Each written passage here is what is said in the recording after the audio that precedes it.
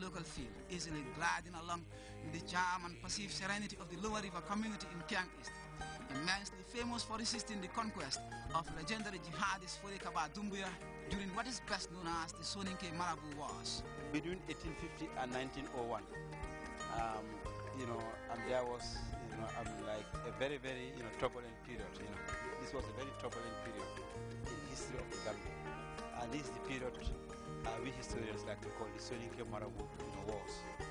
You had all these wars between, on the one hand, the Islamic reformists, those who wanted, the pure reform of Islam, okay, and then on the other hand, you had the Soninkes, who, this was generally named for either those who were not Muslim or they were nominal Muslims.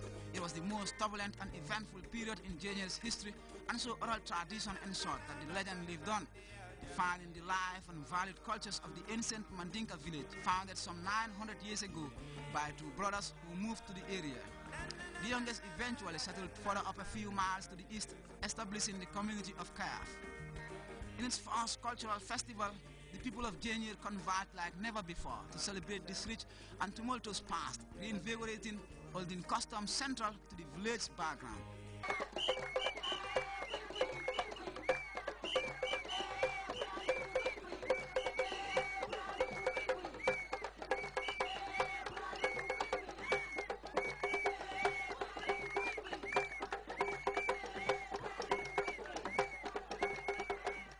Enlivened carnival attracted multitudes of people, including neighbors from satellite communities, bringing both variety and thrill to a committed revival of culture.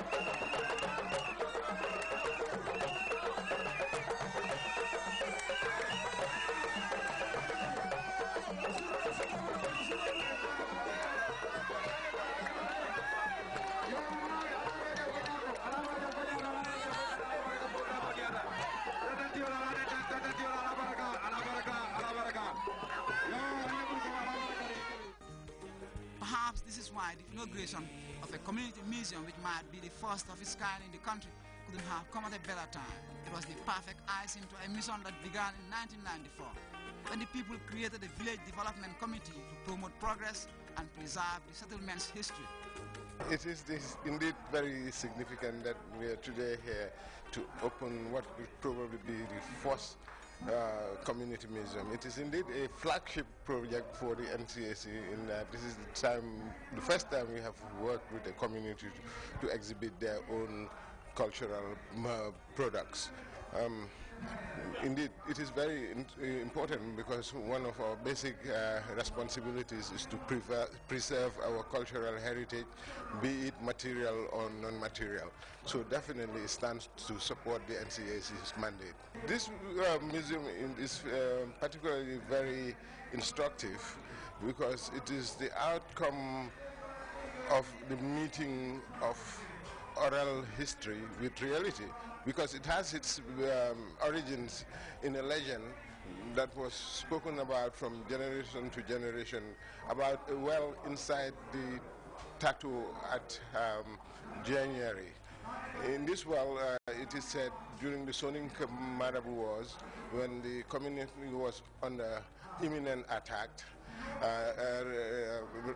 before fleeing from the forces of Fode Kaba, they decided to bury all their wares, all the things that were important to them in the well. It was all about the Soninke Marabout Wars, with jihadists waging scourging invasions bent on converting the better part of a population who refused to shun their traditional beliefs.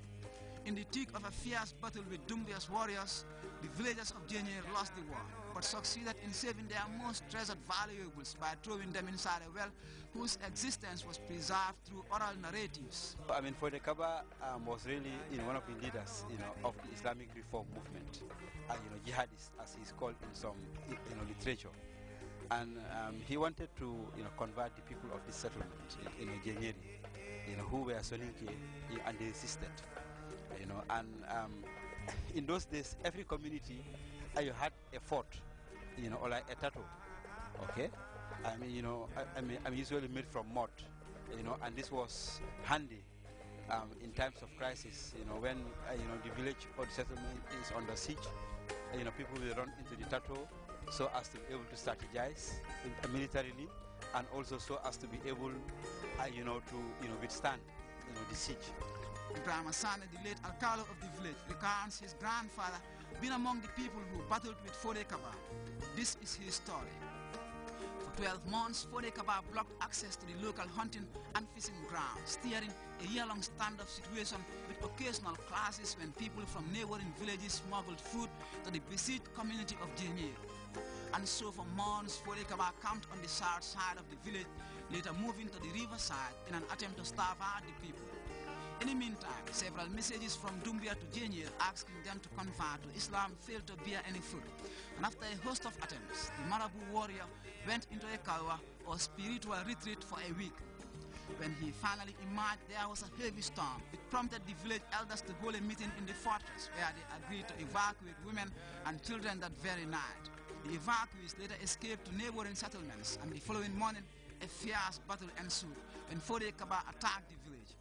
Oral history relates that all elders killed themselves to escape defeat and slavery, except one villager by the name Chambai Sane, who was killed after relaying this divine message to the jihadist warrior.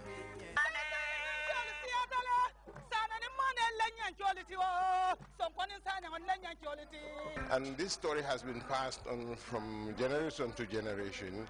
And when they approached the community approached the NCAC in around 1996, we sent in an archaeologist to work with them, and finally the location of the well was authoritatively identified. So this could be the works evidence of the first archaeological project in the Gambia.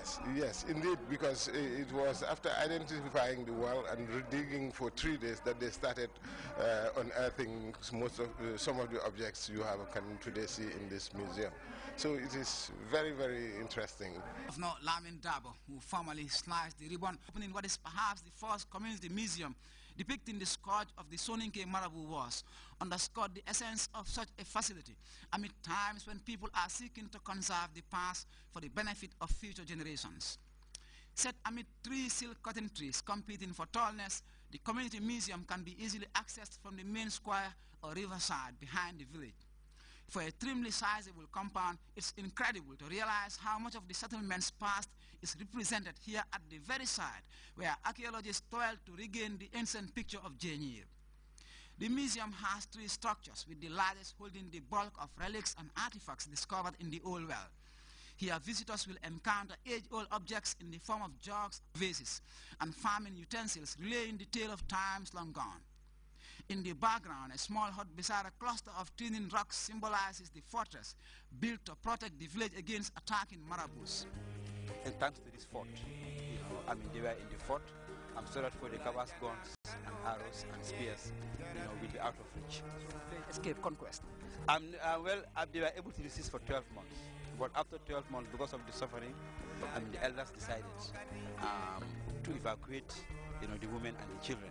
This tells us that even in those days, our local people, they had a sense of humanitarian law.